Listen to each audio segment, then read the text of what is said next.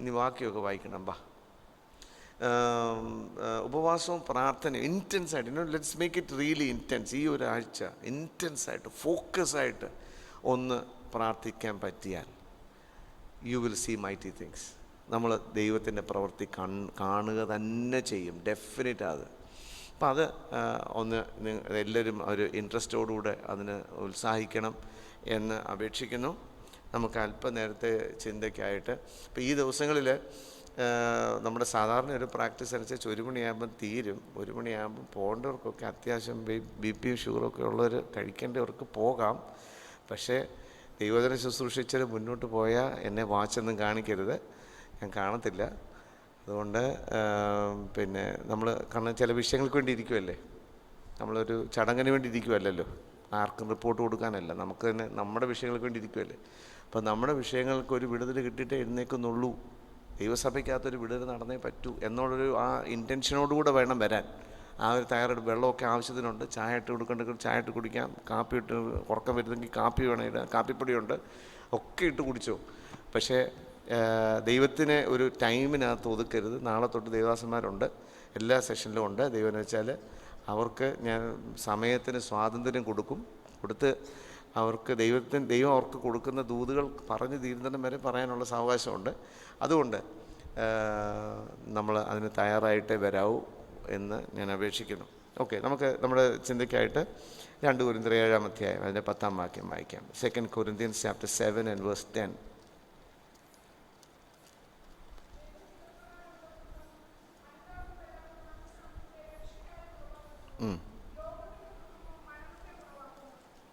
മോളെ ഇംഗ്ലീഷിൽ വായിച്ചു.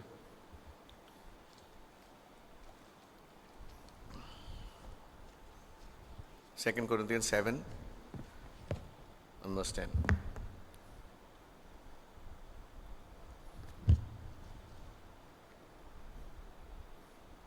Godly sorrow brings repentance that leads to salvation and leaves no regret, but worldly sorrow brings death. മതി മോളെ, ആ മൈക്ക് വേണേ പ്രിയങ്ക ചേച്ചി കൊടുത്തു. മറ്റേത് ഒരു മൈക്ക് ഇവിടെ കൊടുത്തു. You have mic. ഓക്കെ, നമുക്ക് പ്രാർത്ഥിക്കാം. കർത്താവ്, ഞങ്ങളുടെ സ്വർഗസ്ഥ പിതാവേ, ഈ നല്ല സമയത്തിനായി ഞങ്ങൾ നന്ദിയോടെ സ്തോത്രം ചെയ്യുന്നു. കർത്താവ്, അല്പസമയം ഇരുന്ന് പ്രാർത്ഥിപ്പാനും ഇടിവ് നിൽപ്പാനും ഒക്കെ ദൈവം ഞങ്ങൾക്ക് തന്ന അവസരത്തിനായി ഞങ്ങൾ നന്ദിയോടെ സ്തോത്രം. കർത്താവെ, തുടർന്ന് ദൈവത്തിൻ്റെ വചനത്തിൻ്റെ മുമ്പിൽ ഞങ്ങളായിരിക്കുമ്പോൾ ദൈവത്തിൻ്റെ പരിശുദ്ധാത്മാവെ ഞങ്ങളോട് ഇടപെടണമേ, ഞങ്ങളോട് ആഴത്തിൽ ഇടപെടണേ. കർത്താവെ, വചനത്തിൻ്റെ വാതിലുകളെ ഒന്ന് തുറന്നു തരണമേ, അടിയുടെ നാവിനെ ശുദ്ധീകരിക്കണമേ. കർത്താവെ, അങ്ങനെ ആ യാഗപീഠത്തിൽ നിന്നുള്ള ഒരു കനൽ അടിൻ്റെ നാവിന്മേൽ വെച്ച് അടിനെ ശുദ്ധീകരിച്ച് ദൈവത്തിൻ്റെ വചനം മാത്രം പറയാൻ അടിനെ സമർപ്പിക്കുന്നു. ദൈവത്തിൻ്റെ പരിശുദ്ധാത്മാവ് നിയന്ത്രണം ഏറ്റെടുക്കണം, ക്രൂശിൻ്റെ പിന്നിൽ അടിനെ മറയ്ക്കണം, കർത്താവിൻ്റെ നാമം മഹത്വപ്പെടണമേ എന്ന് പ്രാർത്ഥിക്കുന്നു. പ്രാർത്ഥന കേട്ടതുകൊണ്ട് സ്തോത്രം. യേശുവിൻ്റെ അൻപുള്ള നാമത്തിൽ തന്നെ, ആമേൻ.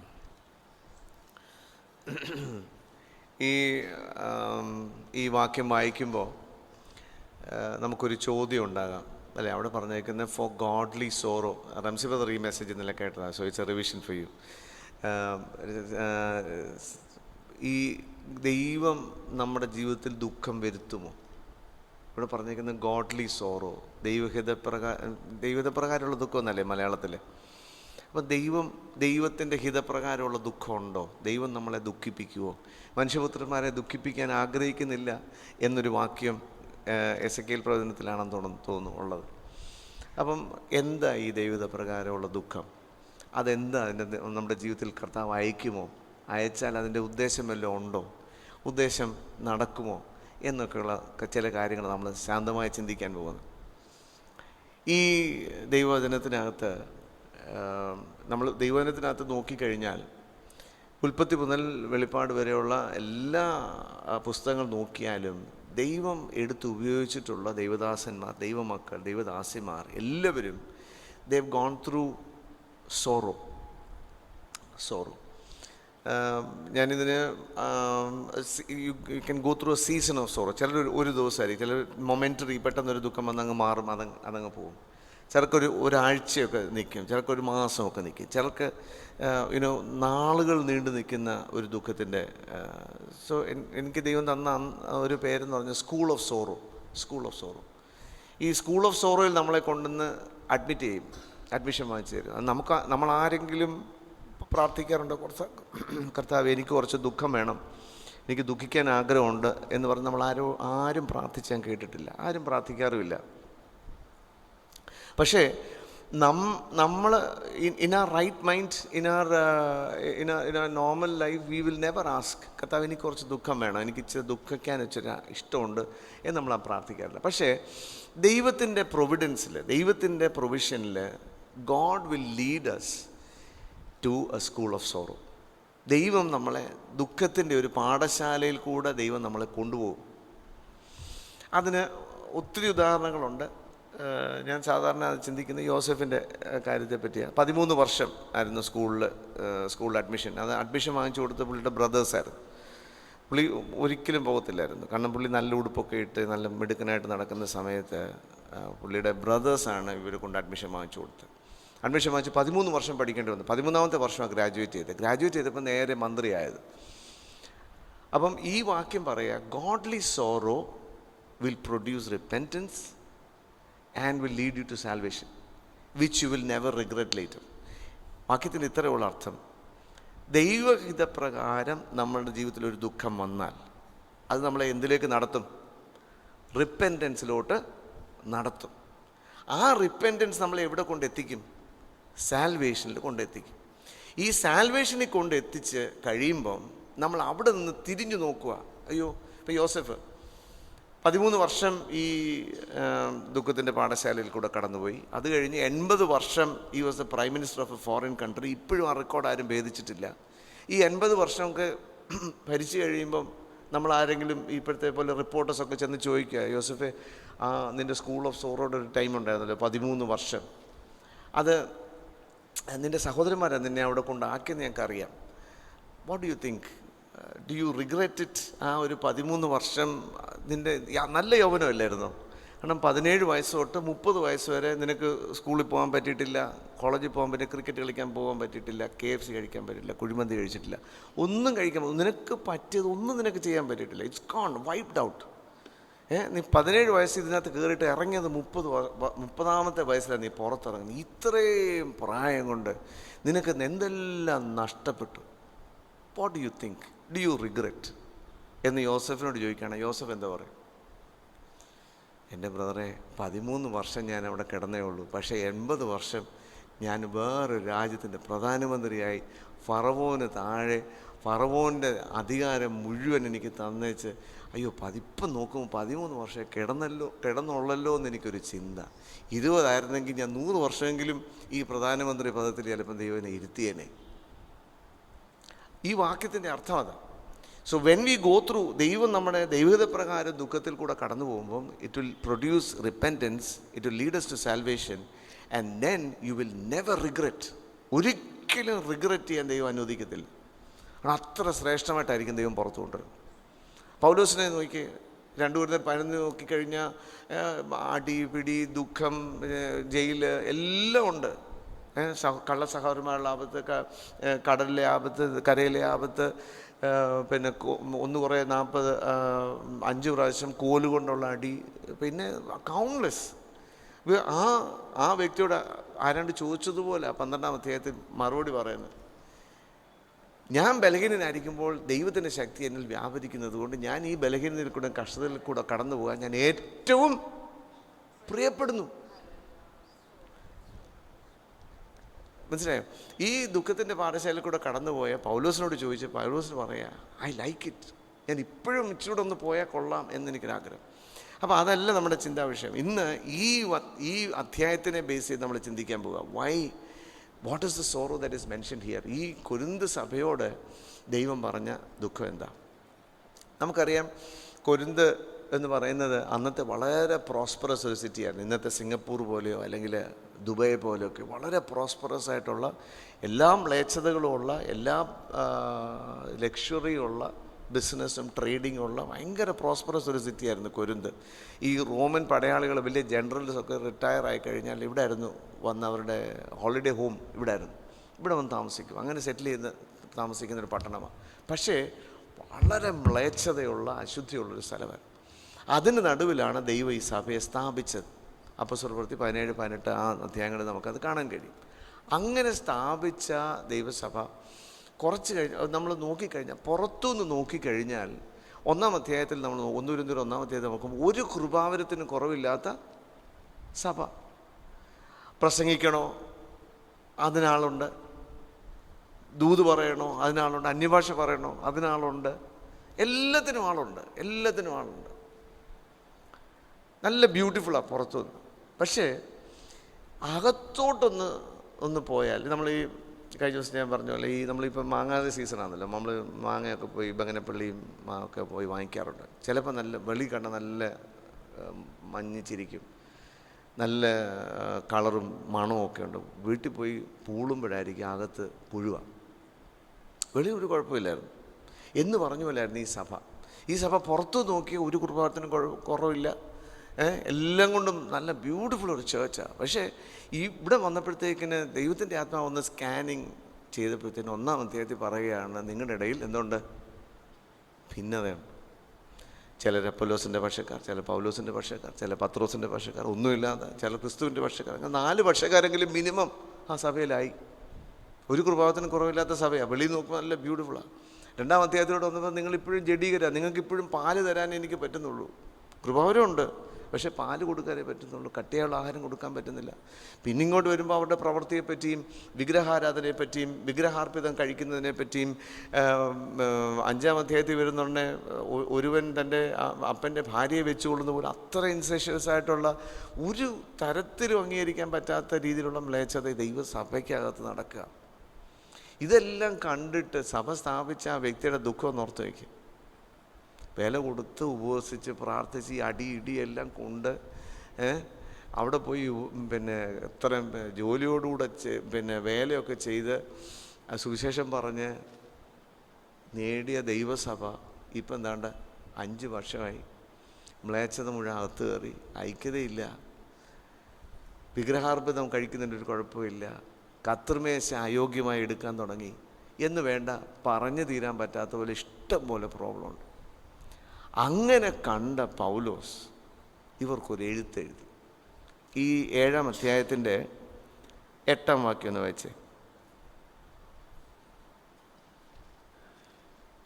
2 Corinthians 7:8. Even if I caused you sorrow by my letter, I do not regret it. ഞാൻ നിങ്ങൾക്കൊരു ലെറ്റർ അയച്ചായിരുന്നു. ഇപ്പം ഈ സ്കോളേഴ്സിൻ്റെ ഇടയ്ക്ക് ഒരു ചിന്തയുണ്ട്, 1 Corinthians അല്ല, അതിന് ശേഷം വേറൊരു ലെറ്റർ അയച്ചെന്ന ചിലർ പറയുന്നുണ്ട്. പക്ഷേ ചിലർ പറയുന്നത് കാരണം 1 Corinthians itself is a very very sorrowful, very powerful, അങ്ങ് കീറി മുറിക്കുന്ന ലെറ്ററാണ് 1 Corinthians 15-ാം അധ്യായം 1 Corinthians ലേഖനം. അപ്പം so for the sake of is നമ്മൾ 1 Corinthians തന്നെയാണ് ഈ ലെറ്റർ എന്ന് നമ്മൾ അങ്ങ് ചിന്തിക്കാൻ പോകാം. മക്കളെ, നിങ്ങൾ വർത്താനം പറയല്ലേ ഇടയ്ക്ക്? Joshua, don't talk in between. അപ്പോൾ അങ്ങനെ so he said I send A letter. ഞാൻ നിങ്ങൾക്ക് എന്ത് ചെയ്തു? ഒരു ലെറ്റർ അയച്ചു. ഈ ലെറ്റർ ഈ 1 Corinthians നമ്മൾ നോക്കിക്കഴിഞ്ഞാൽ അവരെ കറക്റ്റ് ചെയ്യുന്ന ലെറ്ററായിരുന്നു. ഓരോ വിഷയത്തിൽ ഇതിൽ ഞാൻ നിങ്ങളെ പുകഴ്ത്തുന്നില്ല എന്ന് 1 Corinthians 15-ാം അധ്യായത്തിൽ പറയുന്നുണ്ട്. 2-ാം അധ്യായത്തിൽ പറയുന്നുണ്ട്, 1-ാം അധ്യായത്തിലല്ല 2-ാം അധ്യായത്തിൽ പറയുന്നുണ്ട്, യു ആർ കാർണൽ, നിങ്ങൾ ജഡികന്മാരാണ്. എനിക്ക് നാണം തോന്നുന്നു നിങ്ങളെപ്പറ്റി. ഞാൻ ഇവിടെ ഇവിടേക്ക് പ്രവർത്തിച്ചിട്ട് നിങ്ങൾക്ക് ഇതുവരെ ആ ജഡസ്വഭാവം വിട്ട് മാറി ഒരു മെച്യൂരിറ്റിയോട് വരാൻ പറ്റും. സോ ഈ തൻ്റെ ഹൃദയം കീറി പറഞ്ഞ ഒരു ലെറ്ററായിരുന്നു ഈ 1 Corinthians. ഈ ലെറ്റർ ചെന്നപ്പോൾ ദാറ്റ് പ്രൊഡ്യൂസ്ഡ് സോറോ. കാരണം കട്ടിയുള്ള ദൂത് ചെന്ന് കഴിഞ്ഞപ്പം നല്ലൊരു ശതമാനം ആൾക്കാരും, കാരണം ഇവരെ കൊരിന്തി സഭയെ സംബന്ധിച്ചിടത്തോളം ഇവരുടെ മെയിൻ പ്രോബ്ലം എന്താണെന്നറിയാമോ? ആ മെയിൻ പ്രോബ്ലം നമുക്കൊന്ന് വായിച്ചിട്ട് 1 Corinthians chapter 4:8. 1 Corinthians 4-ാം അധ്യായത്തിൻ്റെ 8-ാം വാക്യം. ഈ സഭയുടെ മെയിൻ പ്രശ്നം ഇതായിരുന്നു. Already you have all you want. Already you have become rich. You have begun to reign, and that without us, how I wish that you really had begun to reign, so that we also might reign with you. മലയാളത്തിലൊന്ന് വായിക്കാം. ഇത്ര ക്ഷണത്തിൽ നിങ്ങൾ സമ്പന്നന്മാരായി. ഇത്ര ക്ഷണത്തിൽ നിങ്ങൾ എന്ത് പറ്റി? നിങ്ങൾ സമ്പന്നന്മാരായി. കാരണം അതിന് ഇംഗ്ലീഷിൽ ഒരു വാക്കുകൂടുണ്ട്, now you have become full. നിങ്ങളങ്ങ് നിറഞ്ഞു, നിങ്ങളങ്ങ് തികഞ്ഞു, നിങ്ങളെല്ലാം, നിങ്ങൾക്ക് ഒരു കുറവുമില്ല എന്ന്. ഇതുപോലെ വേറൊരു സഭ നിങ്ങൾ കണ്ടിട്ടുണ്ടോ ബൈബിളിനകത്ത്? പറഞ്ഞു രൽമ, ഇതുപോലെ വേറൊരു സഭ ഇതുണ്ട്, ഞങ്ങളങ്ങ് തികഞ്ഞു. വെളിപ്പാട് പുസ്തകത്തിൽ 3-ാം അധ്യായത്തിൽ 17-ാം വാക്യം, അതൊന്ന് വായിച്ചു. Revelation 3:17.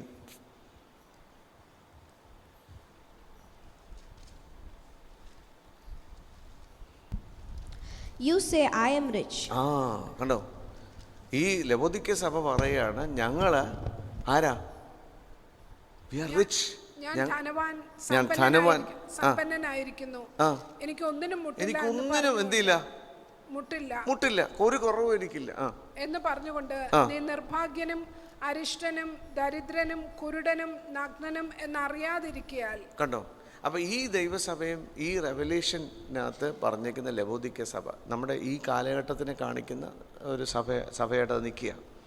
ഈ കൊരിന്ത് സഭയ്ക്കും രണ്ടുപേർക്കും പറ്റിയ തെറ്റെന്ന് പറയുന്നത് എന്താണെന്നറിയാമോ? ഞങ്ങളെല്ലാം തികഞ്ഞു, ഞങ്ങൾക്കിനിയും അങ്ങനെ കാര്യമായിട്ടൊന്നും നിങ്ങളൊന്നും പറഞ്ഞു തരേണ്ട കാര്യമൊന്നുമില്ല. ഈ ചില സഭകളിലൊക്കെ നമുക്ക് പ്രസംഗിക്കാൻ പോകുമ്പോൾ നമുക്ക് ഫീൽ ചെയ്യും, അത് ഈ പറയുന്നത് മുഴുവൻ തിരിച്ചു വരും, ഒന്നും ഏറ്റെടുക്കുകയല്ല. അപ്പം നമ്മൾ പറയുന്നുണ്ട്, ഇത് എങ്ങോട്ടാണ് പോകുന്നത്, എല്ലാം തിരിച്ചു വരിക എന്നല്ലോ എന്ന് നമുക്ക് തോന്നും. അപ്പം ദേ ആർ നോട്ട് റിസീവിങ്, അത് ഏറ്റെടുക്കുന്നില്ല. ഈ പ്രത്യേകിച്ച് ട്രഡീഷണലായിട്ടുള്ള സഭകൾ നമ്മളങ്ങനെ ആയിപ്പോവല്ലോ കേട്ടോ. അങ്ങനെയുള്ള സാധ്യതകളുണ്ട്, ഏത് സഭയ്ക്കും അതങ്ങനെ ആയിപ്പോകാനുള്ള സാധ്യതകളുണ്ട്. ഈ കൊരിന്ത് സഭയ്ക്ക് അത് പറ്റിയെങ്കിൽ നമുക്കും അതൊക്കെ പറ്റിപ്പോകാം, ലവോദിക്കയ്ക്ക് പറ്റിയെങ്കിൽ നമുക്കും അത് പറ്റിപ്പോകാം. പറ്റരുത്, പറ്റിയാൽ വലിയ കണിയാണ്. കാരണം ദൈവം അതിനെ വളരെ സീരിയസ് ആയിട്ടാണ് കാണുന്നത്. അപ്പോൾ ഇവിടെ പറയുക, നോ യു ആർ ഫുൾ, നിങ്ങൾ തികഞ്ഞവരായി. ഞങ്ങൾക്ക് അങ്ങനെ വലിയ കുഴപ്പമൊന്നുമില്ല, ഞങ്ങൾക്ക് മുട്ടൊന്നും അങ്ങനെ ആത്മീയമായിട്ട് നിങ്ങൾ പറയുന്ന തക്കോണോ അങ്ങനെയൊന്നും പറയേണ്ട കാര്യങ്ങളൊന്നും ഞങ്ങളുടെ ജീവിതത്തിൽ ഇല്ല. ഞങ്ങൾ എത്ര 3-ാം തലമുറയായി ഇപ്പം ഞങ്ങളുടെ വീട്ടിൽ എത്ര പാസ്റ്റർമാരുണ്ടെന്നറിയാം, ഞങ്ങളുടെ പിള്ളേരൊക്കെ എത്ര ഇടത്ത് മിഷൻ വർക്ക് സപ്പോർട്ട് ചെയ്യുന്നറിയാം. അങ്ങനെ നിങ്ങൾ പറയുന്ന പോലെ അങ്ങനെ വലിയ കുറവോ കുഴപ്പമില്ല. പിന്നെ എല്ലാവർക്കും ഉള്ള പോലൊക്കെ ചെറിയ വീഴ്ചകൾ പ്രാർത്ഥിക്കുന്നത് പോലൊന്നും പ്രാർത്ഥിക്കാനൊന്നും പറ്റുന്ന ചെറിയ ചെറിയ പ്രശ്നം, അങ്ങനെ നിങ്ങൾ പറയുന്നല്ലോ റിപ്പൻറ്റൻസിനൊന്നും ഞങ്ങൾക്ക് ആവശ്യമില്ല, അതൊന്നും ഞങ്ങളോട് പറയുകയും വേണ്ട. ഒരു സഭയിൽ ഞങ്ങൾ പണ്ട് പോയിക്കൊണ്ടിരുന്നൊരു സഭയിലെ ഒരു പാസ്റ്റർ നിത്യതയെപ്പറ്റി പ്രസംഗിച്ചു. നിത്യതയെപ്പറ്റി ഇച്ചിരി കട്ടിക്കങ്ങ് പറഞ്ഞു കഴിഞ്ഞപ്പോൾ അവിടെ ഉണ്ടായിരുന്ന സെക്രട്ടറി എഴുന്നേറ്റ് പറഞ്ഞു, പാസ്റ്ററെ നിത്യതയെപ്പറ്റി ഇവിടെ പറയണ്ട, വെളിയിൽ പോയി പറഞ്ഞാൽ മതി, ഞങ്ങളൊക്കെ ഇതൊക്കെ നന്നായി അറിഞ്ഞ് ഗ്രഹിച്ച് അതനുസരിച്ച് ജീവിക്കുന്നവരാണ്, സഭയ്ക്കകത്ത് പറയേണ്ട കാര്യമല്ലെന്ന് പറഞ്ഞു. എന്നിട്ട് ഈ സെക്രട്ടറി എന്ന് ഡിസ്ട്രിക്ട് പാസ്റ്ററിനോട് പറഞ്ഞു, ഈ പാസ്റ്ററിനെ ഇവിടുന്ന് മാറ്റണം, കാരണം നിത്യതയെപ്പറ്റിയാണ് പ്രസംഗിക്കുന്നത് ഇടയ്ക്കിടയ്ക്ക്. പിന്നെ വേറെ 1-2 കുഴപ്പങ്ങളോട് കൊണ്ടിട്ടെന്ന് പറഞ്ഞു. നിങ്ങൾക്കറിയാം, ആ ബ്രദറിൻ്റെ മൂത്ത മോൻ 9ാം ക്ലാസ്സിൽ പഠിക്കുന്നത് 10ാം ക്ലാസ്സിൽ പഠിക്കുന്ന സമയത്ത് പെട്ടെന്ന് ഒരു പനി വന്നു. നോക്കിയപ്പോൾ blood cancer. He passed away. പുള്ളിയുടെ father passed away, his brother passed away, he passed away. 4 ആണുങ്ങൾ ഒറ്റയടിക്ക് ആ വീട്ടിൽ നിന്ന് പോയി. നമ്മൾ വളരെ സൂക്ഷിക്കണം. അപ്പോൾ ഇവിടെ പറയുക, അപ്പോൾ ഞാൻ പറഞ്ഞു വന്നത് ഈ നമ്മുടെ തികവിനെ പറ്റിയാണ്. നമ്മൾ പലപ്പോഴും ചിന്തിക്കാറുണ്ട്, എന്നെപ്പറ്റി അങ്ങനെയൊന്നും പറയേണ്ട കാര്യമൊന്നുമില്ല, ഞങ്ങളെപ്പറ്റി അങ്ങനെ റിപ്പൻറ്റൻസിനോ അല്ലെങ്കിൽ അങ്ങനെയൊന്നും ഞങ്ങൾക്ക് അങ്ങനെ കുറവൊന്നുമുള്ളതല്ല. ഈ കൊരിന്ത് സഭയ്ക്ക് വന്ന പ്രധാനപ്പെട്ട തെറ്റാതാ. Now you have become full, you are rich, നിങ്ങളങ്ങ് പണക്കാരായി എന്ന് പറഞ്ഞാൽ ആത്മീയ ജീവിതത്തിൽ കൂട്ടിക്കോ, നിങ്ങളെല്ലാം തികഞ്ഞവരായി. You have reigned as kings without us, ഞങ്ങളെ കൂടാതെ നിങ്ങൾ എന്ത് ചെയ്തു? വാഴാൻ തുടങ്ങി. കാരണം പൗലോസ് അവരെ വിശ്വാസത്തിലോട്ട് കൊണ്ടുവന്നത്. നമ്മൾ ഈ കൊരിന്ത് ലേഖനത്തിൽ വായിക്കുന്നുണ്ട്, ഈ കൊരിന്ത് സഭയിലെ ആൾക്കാർ പറഞ്ഞു, നിനക്ക് ഈ വലിയ വലിയ ഘനമേറിയ ലെറ്ററൊക്കെ ഞങ്ങൾക്ക് അയക്കാൻ അറിയാം, പക്ഷേ നിൻ്റെ പ്രസംഗമൊന്നും അത്ര കരിസ്മാറ്റിക് ഒന്നുമല്ല, അത് ഞങ്ങൾക്ക് അപ്പൊല്ലോസിൻ്റെ പ്രസംഗമൊക്കെ ഇഷ്ടം. അത് അങ്ങനെ പക്ഷമായത്.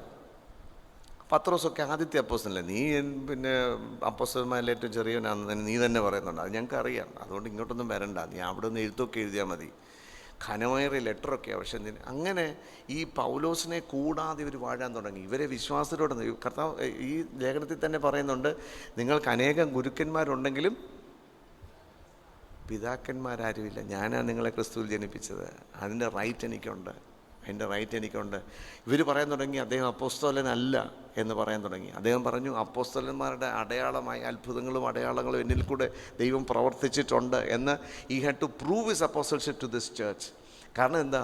ഞങ്ങൾ തികഞ്ഞു, ഞങ്ങൾക്കൊരു കുറവില്ല, ഞങ്ങൾക്കൊരു വീഴ്ചയും പറയാനില്ല എന്നൊരു ഒരു ഒരു പൊസിഷനിലോട്ട്, ഒരു ആത്മീയ നെഗളത്തിലോട്ട് ഇവരെത്തി. ഞങ്ങളെന്തോ ആയി, ഞങ്ങളെന്തോ എത്തി, വി ഹാവ് അച്ചീവ്ഡ്. വർഷങ്ങൾക്ക് മുമ്പ് ഞാൻ ജോലി ചെയ്തിരുന്ന കമ്പനിയിൽ അതിൻ്റെ CEO ഒരു UK കാരനാണ്. ശരിക്കും തമിഴനായിട്ട് സൗത്ത് ആഫ്രിക്ക വഴി, അത് 49 വയസ്സുള്ളപ്പം he was the CEO of a company which had 135,000 employees. ലോകം മുഴുവനുള്ള ഒരു വലിയ കമ്പനിയുടെ എംപ്ലോയി. പിന്നെ ഞാൻ അറിഞ്ഞ അദ്ദേഹം പെന്തക്കോസുകാരനായിരുന്നു. നല്ലൊരു ദൈവഭയമുള്ളൊരു മനുഷ്യനാണ് അദ്ദേഹം. ഞങ്ങൾക്ക് എംപ്ലോയീസിനെല്ലാം ഒരിക്കലും ലെറ്റർ എഴുതിയിട്ട് പറഞ്ഞു, if any of you think that you have reached, നിങ്ങൾ എവിടോ എത്തി എന്ന് നിങ്ങൾ എപ്പോഴെങ്കിലും ചിന്തിച്ചാൽ, understand that your end has begun. നിങ്ങളുടെ താഴോട്ടുള്ള ഒഴുക്ക് തുടങ്ങി എന്നോർത്തോണം. പറഞ്ഞു നമ്മൾ അച്ചീവ് ചെയ്തു, നമ്മൾ എവിടെ എത്തി എന്ന് പറഞ്ഞാൽ വി ആർ സേയിങ് ഇനി ഞങ്ങൾക്ക് ഗ്രോത്തിനൊരിടമില്ല, ഞങ്ങളെല്ലാം തികഞ്ഞു, ഞങ്ങളെ കറക്റ്റ് ചെയ്യേണ്ട കാര്യമൊന്നുമില്ല. We cannot change, we will not change. ഞങ്ങളെ കറക്റ്റ് ചെയ്യേണ്ട, ഞങ്ങളെ ഗുണദോഷിക്കേണ്ട കാര്യമില്ല, ഞങ്ങൾക്കൊന്നും ചേഞ്ച് ചെയ്യാൻ പറ്റത്തില്ല, വി ഹവ് റീച്ച്ഡ്. അദ്ദേഹം പറഞ്ഞൊരു വിച്ച് ഇസ് വെരി ട്രൂ, ഈ കൊരിന്ത് സഭയോട് ചേർന്ന് പഠിച്ചാൽ, ലവോദിക്യ സഭയോട് ചേർത്ത് നമ്മളത് പഠിച്ചാൽ, we will see what happen to those churches. പറയുക, നിങ്ങൾ തികഞ്ഞുപോയി, you are full, you have become rich, you have reigned as kings without us. ഞങ്ങൾ രാജാക്കന്മാരെ പോലെ ഞങ്ങളെ കൂടാതെ നിങ്ങളങ്ങ് വാഴ്ന്നു തുടങ്ങി. റെവലേഷനിൽ അത് തന്നെയല്ലേ പറഞ്ഞത്, ഞാൻ സമ്പന്നൻ. ആ വാക്യം ഒന്നുകൂടെ വായിച്ചു പറ. ഞാൻ ധനവാൻ സമ്പന്നനായിരിക്കുന്നു, എനിക്ക് ഒന്നിനും മുട്ടില്ല, എനിക്ക് ഒന്നിനും കുഴപ്പമില്ല. എന്ന് പറഞ്ഞുകൊണ്ട് അപ്പം അവർക്ക് അവരെ പറ്റിയുള്ള റിപ്പോർട്ട് എന്താ? ഞങ്ങൾക്കൊരു കുറവില്ല, ഞങ്ങളെല്ലാം തികഞ്ഞെത്തി. പക്ഷേ അവരെ പറ്റിയുള്ള കർത്താവിൻ്റെ റിപ്പോർട്ട് തൊട്ട് താഴെ പറയുന്നുണ്ട്. എന്താ അത്? നീ നിർഭാഗ്യന. അയ്യോ, ഇതുപോലെ ഭാഗ്യം കെട്ട ഒരുത്തനായിപ്പോയി നീ നിർഭാഗ്യനാ. അത് അരിഷ്ടനാ. എൻ്റെ ദൃഷ്ടിയിൽ നീ അരിഷ്ടത കൊണ്ട് നിറഞ്ഞവനാ. ദരിദ്രൻ, കുരുടൻ, നഗ്നൻ എന്നറിയാതിരിക്കുക. Imagine that. യശയാവ് കർത്താവിനെ കണ്ടപ്പോൾ അയ്യോ ഞാൻ അരിഷ്ട മനുഷ്യനെന്ന് തനിക്ക് തന്നെ തോന്നി. പക്ഷെ ഇവിടെ അരിഷ്ടനായിരിക്കെ തന്നെ they are not understanding the true picture before God. ദൈവത്തിന് മുമ്പിലുള്ള യഥാർത്ഥ പിക്ചർ എന്താണെന്ന് ഇവരാരും മനസ്സിലാക്കുന്നില്ല. കർത്താവ് പറയുക, അങ്ങനെയുള്ളവരെ എന്താ കർത്താവ് പറഞ്ഞത്? അതിൻ്റെ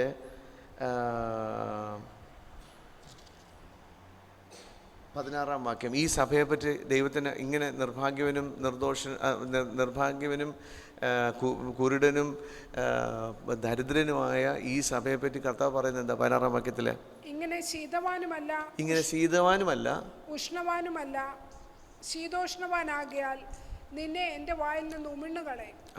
തുപ്പിക്കളയാനുള്ള മെറ്റീരിയലായി നിങ്ങൾ. ദൈവസഭയോട് പറയാ, നിങ്ങളെ എനിക്ക് വായിലിട്ട് തുപ്പിക്കളയാൻ തോന്നുന്നു. ശീതവാനുമല്ല, ഉഷ്ണവാനുമല്ല.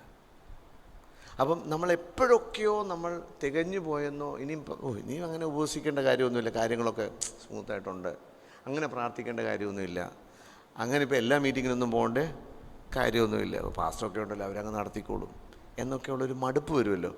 നമ്മൾ തികഞ്ഞു, നമുക്കങ്ങനെ എല്ലാവരുടെയും പ്രാർത്ഥനയൊന്നും ആവശ്യമില്ല, നമ്മളൊക്കെ ഓക്കെ, നമ്മൾ നീടുള്ളവരൊക്കെ പോവും, അവരൊക്കെ ഉപവസിക്കും, അവർ ചെയ്യട്ടെ, നമ്മൾ ഉണ്ടല്ലോ നമ്മൾ എന്നുള്ള ഒരു തികവിലോട്ട് വരുന്ന ആൾക്കാരെ പറ്റി ഇവിടെ പറഞ്ഞേക്കും. നിങ്ങൾ നിർഭാഗ്യവാന്മാരാ, നിങ്ങൾ കുരുടരാ, നിങ്ങൾ ദരിദ്രരാ, നിങ്ങൾ നഗ്നരാ.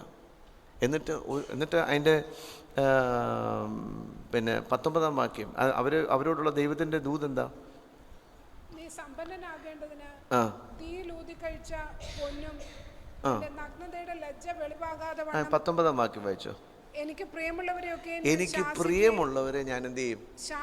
ഞാൻ ശാസിക്കുകയും ശിക്ഷിക്കുകയും ചെയ്യുന്നു. മക്കളെ, പ്രിയമുള്ള മക്കളാണെങ്കിൽ അടി പുറകെ വരുന്നുണ്ട്, ശാസന പുറകെ വരുന്നുണ്ട്. തികഞ്ഞു, ഞാൻ എത്തി, ഞാൻ എല്ലാം നേടി, ഇനി എനിക്ക് കറക്ഷൻ ഇല്ല, എനിക്ക് അതിൻ്റെ ആവശ്യമില്ല, ഞാൻ ദരിദ്രനല്ല, ഞാൻ സമ്പന്നനാ, എനിക്കൊരു മുട്ടുമില്ല, എനിക്കങ്ങനെ മറ്റുള്ളവരെ പോലെ പ്രാർത്ഥിക്കേണ്ട കാര്യമില്ല, ഉപവസിക്കേണ്ട കാര്യമില്ല, ഞാനെല്ലാം തികഞ്ഞു, എനിക്കെല്ലാം കിട്ടി എന്ന് തികവിൻ്റെ ഒരു അനുഭവത്തിൽ ഈ കൊരിന്തു സഭയെ പോലെ ഈ ലവോദിക്ക സഭ പോലെ ആണെങ്കിൽ അടി പുറകെ ഉണ്ട്. I will rebuke, I will chasten. ദൈവം ശാസിക്കും, ദൈവം ശിക്ഷിക്കും. ദൈവത്തിൻ്റെ സ്നേഹം ഉള്ളതുകൊണ്ടാണ്, നമ്മളെ നശിപ്പിച്ച് കളയാനല്ല, പുറകെ ഉണ്ട്. അതുകൊണ്ട് എന്ത് ചെയ്യണമെന്നാണ് പറഞ്ഞേക്കുന്നത് അടുത്ത വാക്യത്തിൽ? ആകയാൽ നീ ജാഗ്രതയുള്ളവനായിരിക്കുക, മാനസാന്തരപ്പെടുക. ഇംഗ്ലീഷിൽ B zealous therefore and repent. ഈ ഒരു വാക്യം ഞാൻ അന്ന് പറഞ്ഞിരുന്നു. തീവ്രതയോടെ, എരിവോടെ, കത്തുന്ന പോലെ നമ്മളെന്ത് ചെയ്യണം? മാനസാന്തരപ്പെടണം. മാനസാന്തരപ്പെട്ടേ പറ്റൂ. ഈ ഉപവാസ പ്രാർത്ഥനയുടെ ആദ്യത്തെ ദിവസം, ആദ്യത്തെ സെഷനിൽ ദൈവം നമ്മളെക്കുറിച്ച് ആഗ്രഹിക്കുന്നത് എന്താണെന്നറിയാമോ? നമ്മുടെ കുറവുകളൊന്ന് കണ്ട്, എവിടെ വീണിരിക്കുന്നത്, ഏതിൽ, എഫെസോ സഭയുടെ അതല്ലേ പറഞ്ഞത്, നീ ഏതിൽ നിന്ന് വീണിരിക്കുന്നതെന്ന് കണ്ട് നീ മാനസാന്തരപ്പെടുക, മടങ്ങി വരിക. ഏതിൽ നിന്ന്, എവിടെ വീണേക്കുന്നത്? അപ്പോൾ നമുക്കെല്ലാം പറ്റിപ്പോകുന്ന ഒരു പ്രശ്നമായത്. It's quite common. നമ്മൾ തികഞ്ഞുപോയി, നമ്മൾ ജീവിതത്തിൽ പ്രശ്നങ്ങളൊന്നും ഇല്ലാതെ വരുമ്പോഴത്തേക്കിനെ നമ്മളിലേക്ക് എൻ്റെ പ്രാർത്ഥന കൊണ്ടാകട്ടെ, നമ്മളാൾ ചെറിയ സംഭവമൊന്നുമല്ല, നമ്മുടെ പ്രാർത്ഥന കേട്ട് ദൈവം മാനിച്ച് നമ്മളെ അങ്ങ് നടത്തുക എന്നൊക്കെയുള്ള ആ ഒരു പൊസിഷനിലോട്ട്, വളരെ സേഫായിട്ടൊരു സെക്യൂർ പൊസിഷനിലോട്ട് അങ്ങ് എത്തും. നമ്മൾ താണാൽ നല്ലതാണ്, പക്ഷേ അതൊരു നിഗളമായ ഒരു അഹങ്കാരമായി എൻ്റെ കഴിവുകൊണ്ടാണ്, എൻ്റെ പ്രാർത്ഥന കൊണ്ടാണ്, ഇതൊക്കെ ഇനി കുഴപ്പമില്ലെന്നൊക്കെ പറഞ്ഞാൽ പ്രശ്നമാണ്.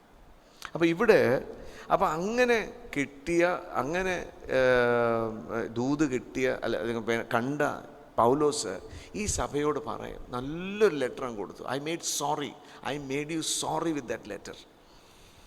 8-ാം വാക്യത്തിൽ അങ്ങനെയല്ലേ? Though I made you sorry with a letter I do not repent. ഇംഗ്ലീഷിലൊന്ന് വായിക്കാമോ മോളെ?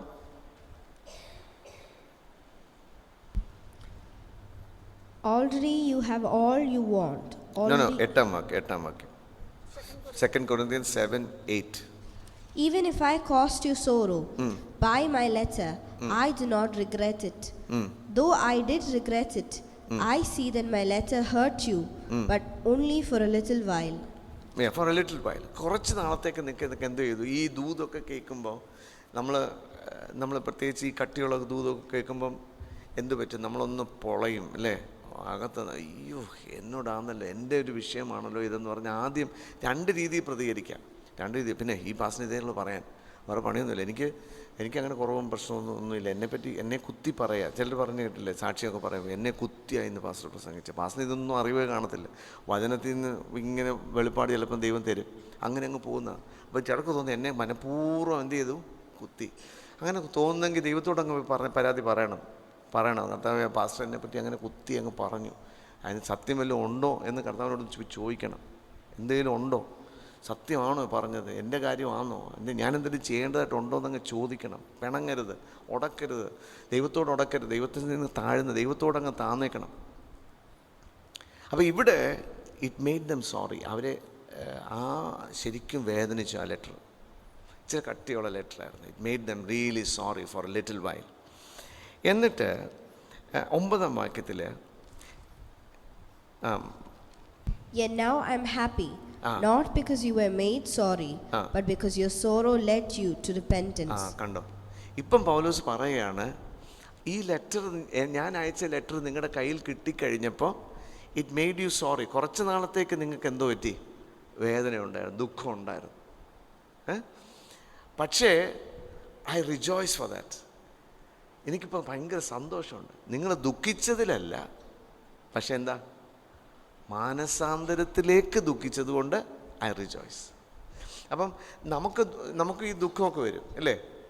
വി ഓൾസോ ഫീൽ സംടൈംസ്, പറയണ്ടായിരുന്നു, എന്തൊരു പരിപാടി ഞാൻ കാണിച്ചു. We feel sorrowful sometimes. We feel നമ്മളെ തന്നെ അയ്യോ എന്തൊരു പരിപാടി ഞാൻ കാണിച്ചു, അങ്ങനെ പറയണ്ട, അങ്ങനെ ചെയ്യണ്ടായിരുന്നു, അങ്ങനെ നോക്കണ്ടായിരുന്നു. But many times it does not lead to repentance. Repentance എന്ന് പറഞ്ഞാൽ എന്താ? It's a U turn. അല്ലേ? ഇനി ഞാനത് ചെയ്യത്തില്ല കർത്താവ്. ഇപ്പം ദാവീദിൻ്റെ ജീവിതത്തെ പറ്റി പറയുന്നുണ്ട്. ദാവീദിന് പല ജീവിതത്തിൽ ഒത്തിരി തെറ്റുകൾ വന്നൊരു മനുഷ്യനാണ്. പക്ഷേ you see he has never repeated. ബത്ശേബയുടെ വിഷയം ഒന്നുണ്ടായി, ശരിക്കും ഏറ്റു പറഞ്ഞു, ഉപേക്ഷിച്ചു, പിന്നെ അതിൻ്റെ പുറകെ പോയിട്ടില്ല. അങ്ങനെ ഓരോ വിഷയത്തിൽ നോക്കിക്കഴിഞ്ഞാൽ ഒരു ട്രൂ റിപ്പൻറ്റൻസ് ഉള്ളൊരു മനുഷ്യനാണ്. That's why God Z he is a man after my own heart. എൻ്റെ ഹൃദയപ്രകാരമുള്ള മനുഷ്യനാണ്. അപ്പം നമുക്ക് പറ്റുന്നെന്ന് പറഞ്ഞാൽ വി ഫീൽ സോറോഫുൾ. നമുക്ക് ചിലപ്പം ദുഃഖം വരാറുണ്ട്, പക്ഷേ it doesn't lead to repentance. ഇപ്പം പത്രോസിൻ്റെ കാര്യം നോക്കിക്കേ. പത്രോസ് കർത്താവിനോട് പറഞ്ഞു, ഞാൻ മരിക്കാനും ഞാൻ തയ്യാറാണ്, അല്ലേ? ഞാൻ മരിക്കാനും തയ്യാറാണ്. കർത്താവ് പറഞ്ഞു, ഇല്ല, നീ തള്ളിപ്പറയും, 3 പ്രാവശ്യം നീ എന്നെ തള്ളിപ്പറയും, കോഴി കൂവുന്നതിന് തള്ളിപ്പറയും. ഇല്ല. പക്ഷെ അങ്ങനെ സാധനം സംഭവിച്ചു കഴിഞ്ഞപ്പം കർത്താവ് അവിടെ നിന്ന് നോക്കി. He looked at Peter. കണ്ണുകൾ ഉടക്കി കഴിഞ്ഞപ്പം what happen to Peter? He went out and wept bitterly. കൈപ്പോടെ കരഞ്ഞ് നമ്മൾ വായിക്കുന്നത്. ഒരു ഭയങ്കര അനുതാപത്തിലോട്ട് തന്നെ ദൈവം കൊണ്ടുപോയി. എന്നിട്ടും ഞാൻ പിന്നെ കുറച്ച് കഴിഞ്ഞപ്പോൾ തൻ്റെ കൂട്ടുകാരെയൊക്കെ വിട്ടു. എനിക്ക് ദൈവം തന്നോട് ക്ഷമിക്കുമെന്ന് എനിക്ക് ഒരിക്കലും ഒരു ബോധ്യമില്ലായിരുന്നു. കാരണം ദൈവപുത്രന് വേണ്ടി മരിക്കാനും തയ്യാറാണെന്ന് പറഞ്ഞേച്ച് ദൈവപുത്രനെ തള്ളിപ്പറഞ്ഞു. ഞാൻ അറിയുന്നില്ലെന്ന് പറഞ്ഞ് ശാപവാക്കൾ പറഞ്ഞ് ഇനിയും എനിക്കൊരു ആയുസില്ല, ഇനി എനിക്ക് ശുശ്രൂഷയിലൊരു വകുപ്പില്ല എന്ന് പറഞ്ഞിട്ട് തൻ്റെ കൂട്ടുകാരെയും കൂടെ വിളിച്ചുകൊണ്ട് ഞാൻ വിശേഷമായി. പക്ഷേ കർത്താവിൻ്റെ സ്നേഹം അവിടെയും തേടിച്ചെന്ന് നീ ഇവരിൽ അധികമായി എന്നെ സ്നേഹിക്കുന്നൊക്കെ വെച്ച് കർത്താവ് റെസ്റ്റോർ ചെയ്തു. ആ റിപ്പൻറ്റൻസ് ദൈവം തന്നെ റെസ്റ്റോർ ചെയ്തു. But look at Judas also was sorrowful, അല്ലേ? ഭയങ്കര ദുഃഖമായി പോയി. എൻ്റെ ഗുരുവിനെ ഞാൻ കാണിച്ചു കൊടുത്തു, 30 വെള്ളിക്കാശിന് ഞാൻ ഒറ്റിക്കൊടുത്തു. ശരിക്കും he was sad, but it never led to repentance. ഒരു യഥാർത്ഥ മാനസാന്തരത്തിലൊക്കെ ദൈവത്തിൻ്റെ അടുത്തോട്ട് പോയില്ല. Never led to repentance. അപ്പോൾ ഇവിടെ പറയുന്നത് പൗലോസ് പറയുക, I'm glad, I'm happy that you were sorrowful, not because you are sorrow. നിങ്ങൾ കരഞ്ഞതുകൊണ്ടല്ല എനിക്ക് സന്തോഷം, ബട്ട് റാദർ നിങ്ങൾ ദുഃഖിച്ചത് എന്തുകൊണ്ടാണ്? It led you to repentance. ഒരു അനുതാപത്തിലേക്ക്, യഥാർത്ഥമായ ഒരു മാനസാന്തരത്തിലോട്ട് ദൈവം നിങ്ങളെ കൊണ്ടുപോയി. അതിൽ ഞാൻ സന്തോഷിക്കുന്നു. എന്നിട്ടാണ് പറയുന്നത്, എന്നിട്ട് പറയുക, for you were made sorry after a godly manner. മലയാളത്തിൽ ഒന്ന് വായിക്കാം, 9-ാം വാക്യം. ഇപ്പോൾ ഞാൻ സന്തോഷിക്കുന്നു, നിങ്ങൾ ദുഃഖിച്ചതിനാലല്ല, മാനസാന്തരത്തിനായിട്ട് നിങ്ങൾ ദുഃഖിച്ചതുകൊണ്ട് ഞാൻ സന്തോഷിക്കുന്നു. അടുത്ത വാക്യം. നിങ്ങൾക്ക് ഞങ്ങളാൽ ഒന്നിലും ഛേദം വരാതെ വണ്ണം ദൈവഹിത പ്രകാരമല്ലോ നിങ്ങൾ ദുഃഖിച്ചത്. നിങ്ങൾ എങ്ങനെയാ ദുഃഖിച്ചത്? ദൈവഹിത പ്രകാരമല്ലോ ദുഃഖിച്ചത്. ഇതാ ദൈവഹിത പ്രകാരമുള്ള ദുഃഖം എന്ന് പറയുന്നത്. അപ്പം ദൈവം നമ്മുടെ ജീവിതത്തിൽ ദൈവഹിത പ്രകാരമുള്ള ദുഃഖത്തിൽ കൂടെ കടന്നു പോകാൻ അനുവദിക്കുമോ? അനുവദിക്കും. എപ്പോഴാ? നമ്മളെല്ലാം തികഞ്ഞതാണെന്ന് തോന്നുമ്പോഴോ, അല്ലെങ്കിൽ നമ്മൾ ആ അലൈൻമെൻ്റ് ഒന്ന് മാറുമ്പോഴോ, ദൈവത്തിന് നമ്മളെപ്പറ്റിയുള്ള പെർഫെക്റ്റ് വില്ലിൽ നിന്ന് മാറുമ്പോഴോ ദൈവം എന്ത് ചെയ്യും? നമ്മളെ those ഹൂം I love I rebuke and chase എന്നാണ് പറഞ്ഞേക്കുന്നത്. കഴിഞ്ഞ ആരോ പോൾ വാഷറിൻ്റെ ഒരു മെസ്സേജ് കഴിഞ്ഞ വർഷം ഇട്ടിരുന്നു. ഏശാവിനും യാക്കോബിനും തമ്മിലുള്ള വ്യത്യാസം അദ്ദേഹം പറയാനിടയായി. അപ്പോൾ എന്നെ ഭയങ്കര ടച്ച് ചെയ്തു. പറഞ്ഞു, how do you know that God loved Jacob? യാക്കോബിനെ ദൈവം സ്നേഹിച്ചു എന്നുള്ളതിൻ്റെ ഉറപ്പെന്താ? ഏശാവിനെ ദൈവം സ്നേഹിച്ചില്ല എന്നുള്ളതിൻ്റെ ഉറപ്പെന്താ? പറഞ്ഞു, ഏശാവിനെ ദൈവം പോയ വഴിക്ക് അങ്ങ് വിട്ടു. ഒരിക്കൽ പോലും കറക്റ്റ് ചെയ്തില്ല, ഒരിക്കൽ പോലും വടിയടിച്ചാൽ ഇതുവഴി പോവും എന്ന് പറഞ്ഞില്ല.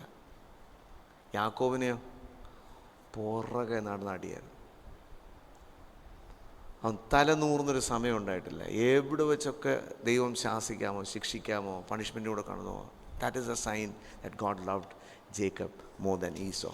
അപ്പം നമ്മുടെ ജീവിതത്തിൽ കർത്താവിൻ്റെ കറക്ഷൻ വരുന്നില്ലെങ്കിൽ ഒന്ന് സീരിയസ് ആയിട്ട് കൺസേൺ ആവണം. കർത്താവ് നമ്മളെ ശാസിക്കുന്നില്ലെങ്കിൽ, കർത്താവ് എന്നോടുള്ള സ്നേഹം കുറഞ്ഞു പോയോ എന്നൊക്കെ ചോദിക്കണം. അപ്പം വെളിപ്പാട് പുസ്തകം നമ്മൾ വായിച്ചത്, ദോസ് ഹൂം ഐ ലവ്, ഞാൻ സ്നേഹിക്കുന്നവരെ എന്ത് ചെയ്യും? ശാസിക്കുകയും ശിക്ഷിക്കുകയും ചെയ്യും. അതിനകത്ത് എന്തുണ്ട്? ദൈവത പ്രകാരമുള്ള ദുഃഖമുണ്ട്, ദുഃഖം വരും. ആ ദുഃഖം എന്തിലോട്ട് നമ്മളെ കൊണ്ടുപോകണം? മാനസാന്തരത്തിലോട്ട് നമ്മളെ കൊണ്ടുപോകണം. മാനസാന്തരത്തിലൂടെ കൊണ്ടുപോകുന്നതുകൊണ്ട് നമ്മൾ എവിടെ ചെല്ലും? ആ വിഷയത്തിനകത്തൊരു വിടുതൽ, സാൽവേഷനിലോട്ട് ദൈവം കൊണ്ടുപോകും. ആ കൊണ്ടുപോയി കഴിഞ്ഞാൽ നമ്മൾ തിരിഞ്ഞു നോക്കുമ്പം വിൽ ബി എവർ റിഗ്രറ്റ്? ഒരിക്കലും റിഗ്രറ്റ് ചെയ്യത്തില്ല, ഒരിക്കലും റിഗ്രറ്റ് ചെയ്തില്ല. അതാണ് ഈ വാക്കിൻ്റെ അർത്ഥം. അപ്പം so you are made sorry after a godly manner. ദൈവഹിതപ്രകാരം നിങ്ങൾ ദുഃഖിച്ചത് കൊണ്ട് ഐ എം വെരി ഹാപ്പി എന്ന് പറഞ്ഞു. അപ്പം അതിൻ്റെ 11-ാം വാക്യത്തിൽ 10-ാം വാക്യം നമ്മൾ വായിച്ചല്ലോ. For godly sorrow produces repentance which will lead to salvation and you never regret later, but worldly sorrow produces death എന്ന് പറഞ്ഞിട്ട് 11-ാം വാക്യത്തിൽ ആ ദൈവഹിതപ്രകാരം വന്ന ദുഃഖം, വാട്ട് ഓൾ അതിന് വന്ന റിസൾട്ട് ഒന്ന് വായിച്ചേ. ആ ദൈവഹിതപ്രകാരം ആ സഭ ദുഃഖിച്ചത് കൊണ്ട് എന്തൊക്കെ നടന്നെന്നൊന്ന് റിസൾട്ട് ഒന്ന് വായിച്ചേ. ആ, ദൈവഹിതപ്രകാരം നിങ്ങൾക്കുണ്ടായ ഈ ദുഃഖം എത്ര ഉത്സാഹം. ആ കണ്ടോ, ഈ ദൈവഹിതപ്രകാരം ഉള്ള ദുഃഖത്തിൽ കൂടെ ഈ സഭ കടന്നുപോയപ്പോൾ ഇവർക്ക് എന്തോ ഉണ്ടായി? ഉത്സാഹം. അതുവരെ എന്തില്ലായിരുന്നു? ഉത്സാഹത്തിൽ മടുപ്പ് വന്നായിരുന്നു അല്ലേ? ഉത്സാഹത്തിൽ മടുപ്പില്ലാതെ ആത്മാവിൽ എരിവുള്ളവരായിരിക്കേണ്ട സഭയായിരുന്നു. പക്ഷേ ഇവരുടെ ഉത്സാഹം എവിടെ വെച്ചോ എന്ത് ചെയ്തു? നഷ്ടപ്പെട്ടു. അപ്പം ഈ ദൈവഹിതപ്രകാരമുള്ള ദുഃഖം ഇവരെ എന്തിലേക്ക് കൊണ്ടുപോയി? ഉത്സാഹത്തിലേക്ക് മടക്കി കൊണ്ടുവന്നു. അപ്പം നമ്മുടെ ഉത്സാഹത്തിൽ നമ്മൾ മടുപ്പ് വരുന്ന ഉടനെ ദൈവം നമ്മളെ മടക്കി കൊണ്ടുവരാൻ ഉപയോഗിക്കുന്ന ഒരു ടൂളാണ് എന്ത്? Godly sorrow. ദൈവഹിതപ്രകാരമുള്ള ദുഃഖം നമുക്ക് അനുതാപം വരാത്ത മനസാന്തരത്തോട് നയിക്കുന്നത് കൊണ്ട് ദൈവം അലോ ചെയ്യുന്നതാണ്. അതിനോട് ഉടക്കരുത്. എനിക്ക് ഈ ദുഃഖം വേണ്ട കർത്താവ്, നീ എപ്പോഴും ഇന്നും എൻ്റെ കുറ്റം മാത്രം പറഞ്ഞുകൊണ്ടിരിക്കണം, ഉടക്കരുത്. കർത്താവിനോട് പറഞ്ഞു, ദൈവമേ ടീച്ച് മീ ലോർഡ്, ഞാൻ എവിടെ കറക്റ്റ് ചെയ്യേണ്ടത്? എന്തൊരു ഉത്സാഹം, എത്ര പ്രതിവാദം. ഇതിനകത്ത് ഇംഗ്ലീഷിനകത്ത് വാട്ട് കെയർഫുൾനെസ് എന്നാ. കെയർഫുൾനെസ്, വാട്ട് ക്ലിയർ. അടുത്ത് എത്ര നീരസം, ഇൻഡിഗ്നേഷൻ. ഇതിനകത്ത് ഇംഗ്ലീഷിനകത്ത് ഒരു what clearing of your selves. നിങ്ങളെ തന്നെ ഒന്ന് ക്ലിയർ ചെയ്യാൻ, ഒരു ശുദ്ധീകരണത്തിന്, ഒരു പേർജിങ്ങിന് എന്തുമാത്രം ഈ ഗോഡ്ലി സോറോ നിങ്ങളെ ഹെൽപ്പ് ചെയ്തെന്ന് ഞാൻ കാണുക. അപ്പം നമ്മൾ ദൈവഹിതപ്രകാരമുള്ള ദുഃഖം, ഗോഡ്ലി മാനറിലുള്ള സോറോയിൽ കൂടെ കടന്നു പോകുമ്പോൾ നമ്മുടെ ജീവിതത്തിൽ വരുന്ന അടുത്ത നന്മ എന്താണെന്നറിയാമോ? ഒരു പേർജിങ് ഉണ്ടാവും. ഒരു അകത്തൂന്നൊരു ഈ ക്ലാവൊക്കെ പിടിച്ചതല്ലേ നാളുകളായിട്ട്. ഈ ഇപ്പോഴത്തെ എനിക്കറിയത്തില്ല, പണ്ടത്തെ ഈ ഹീറ്ററിനകത്തൊക്കെ എല്ലാം ക്ലാവ് പിടിക്കുമായിരുന്നു. ക്ലാവ് പിടിച്ചാൽ പിന്നെ ഹീറ്റിംഗ് ഒന്നും ഹീറ്റർ പറഞ്ഞ വർക്ക് ചെയ്യത്തില്ല. അപ്പം ഈ ക്ലാവ് പോകാൻ ഒരു ചെറിയ സൊല്യൂഷനൊക്കെ ഇടുമായിരുന്നു അതിനകത്ത്. ഈ കോപ്പർ സൾഫേറ്റ് അല്ലേ അത് കയറി പിടിച്ച് അതെല്ലാം മാറാനായിട്ട്. അപ്പം എന്ന് പറഞ്ഞ പോലെ നമ്മുടെ ഹൃദയത്തിനകത്തെ ക്ലാവുകളൊക്കെ മാറാൻ ഈ ഗോഡ്ലി സോറോ പ്രയോജനം ചെയ്യും. ഭയങ്കര എഫക്റ്റീവ് അത്. What clearing of your self, ഒന്ന് മാത്രം നിങ്ങളെ ക്ലിയർ ചെയ്തു. അടുത്തത് വാട്ട് ഇൻഡിഗ്നേഷൻ, എന്ത് നീരസം, എത്ര ദൈവഭയം നിങ്ങളിലുണ്ടാക്കി. എത്ര വെഹമെൻ്റ് ആയിട്ടുള്ള ഡിസയർ, വാഞ്ച. നിങ്ങൾക്ക് സുവിശേഷത്തെ പറ്റി ഒരു വാഞ്ച തിരിച്ചു കിട്ടി, പിന്നെ പ്രാർത്ഥിക്കാനുള്ള വാഞ്ച തിരിച്ചു കിട്ടി, ആരാധിക്കാനുള്ള വാഞ്ച തിരിച്ചു കിട്ടി, ദൈവവചനം ധ്യാനിക്കാനുള്ള വാഞ്ച കിട്ടി, ഇതെല്ലാം തിരിച്ചു കിട്ടി. എത്ര എരിവ്. നമ്മൾ കഴിഞ്ഞ പ്രാവശ്യം നമ്മൾ 2 ആഴ്ചക്ക് മുമ്പ് ചിന്തിച്ചു, ഉത്സാഹം മടുപ്പില്ലാതെ ആത്മാവിൽ എരിവ്. ഈ ഉത്സാഹം, ആദ്യത്തെ റിസൾട്ട് ഉത്സാഹമാണ്, രണ്ടാമത്തെ റിസൾട്ട് എരിവ്. രണ്ടും ഇവിടെ തന്നെ വന്നു. നമുക്ക് ഉത്സാഹത്തിൽ മടുപ്പ് വന്നിട്ടുണ്ടെങ്കിൽ, എരിവ് നഷ്ടപ്പെട്ടിട്ടുണ്ടെങ്കിൽ, ദൈവം അത് മടക്കി തരാൻ ദൈവം ഉപയോഗിക്കുന്ന ടൂളാണ് എന്ത്? ഗോഡ്ലി സോറോ, ദൈവഹിത പ്രകാരമുള്ള ദുഃഖം. എത്ര ഭയം, എത്ര വാഞ്ച, എത്ര എരിവ്, എത്ര പ്രതികാരം. ഈ കാര്യത്തിൽ നിങ്ങൾ നിർമ്മലന്മാരെന്ന് എല്ലാ വിധത്തിലും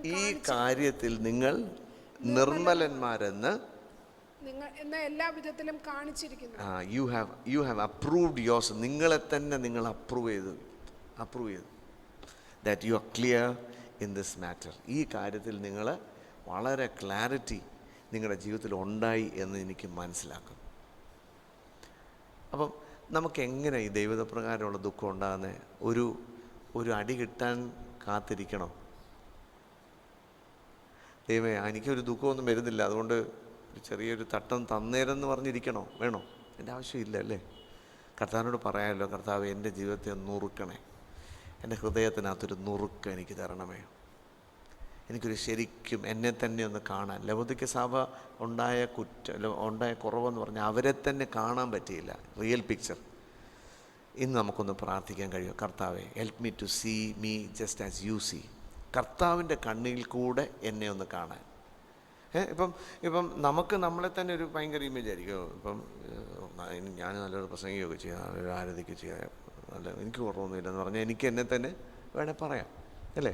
പക്ഷെ ഞാൻ ദൈവസന്നിധി പോയിരുന്ന് ഒരു സ്കാനിങ്ങിനൊന്ന് വിധേയപ്പെടുത്തി കൊടുത്താലോ? 139 സങ്കീർത്തനം അതല്ലേ ദാവീദ് പ്രാർത്ഥിച്ച്? ആ വാക്യം ഒന്ന് വായിക്കാൻ വന്നു. 139, 22 and 23. Psalms 139 verse 22 and 23. ഞാൻ പൂർണ്ണദ്വേഷത്തോ ദൈവമേ എന്നെ ശോധന ചെയ്ത്, കർത്താവേ നീ എന്നെ ശോധന ചെയ്ത് എന്റെ ഹൃദയത്തെ അറിയണമേ. എൻ്റെ ഹൃദയത്തെ നീ ഒന്ന് അറിയണം. കാരണം യെരമ്യാപ്രവചനത്തിൽ നമ്മൾ വായിക്കുന്നില്ലേ, heart is deceptive above all things, who will understand it. ഭയങ്കര ഡിസെപ്റ്റീവാണ് നമ്മുടെ ഹൃദയം. ഈ ഹൃദയം നമ്മളെ തന്നെ വഞ്ചിക്കും. നമ്മളോട് കുഴപ്പമൊന്നുമില്ല, ഒരു പ്രശ്നമില്ല. എവിടാ ചെളിക്കുഴിക്കകത്ത് കിടക്കുമ്പോഴും ഈ ഹൃദയം നമ്മളോട് എന്ത് പറയും? വഞ്ചിക്കും നമ്മളെ. അതുകൊണ്ടാണ് ഈ പ്രാർത്ഥന വളരെ important. Search me O God and know my heart. എന്നെ ശോധന ചെയ്ത് എൻ്റെ ഹൃദയത്തെ അറിയണമേ. എന്നെ ഒന്ന് പരീക്ഷിക്കണം കർത്താവേ, എന്നെ ഒന്ന് പരീക്ഷിക്കണം. ഈ ചിലരോടൊക്കെ ചോദിച്ചാൽ അവർ ഈ ഒരു പ്രായമൊക്കെ ആയി ഒരു 50 വയസ്സൊക്കെ കഴിയുമ്പം ചില നല്ല വണ്ണമൊക്കെ ഉണ്ടെങ്കിൽ നമ്മൾ അറിയാതെ ചോദിക്കുക, ഡയബറ്റീസ് വല്ലതും ഉണ്ടോ, ഓക്കെ ആണോ എല്ലാം? ഇതുവരെ ഞാൻ ഡോക്ടറെ അടുത്ത് പോയിട്ടില്ല, അപ്പം അങ്ങോട്ട് പോകുന്നേ ഇല്ല. പോകാത്തിടത്തോളം നമുക്ക് ഡയബറ്റീസ് ഇല്ലല്ലോ.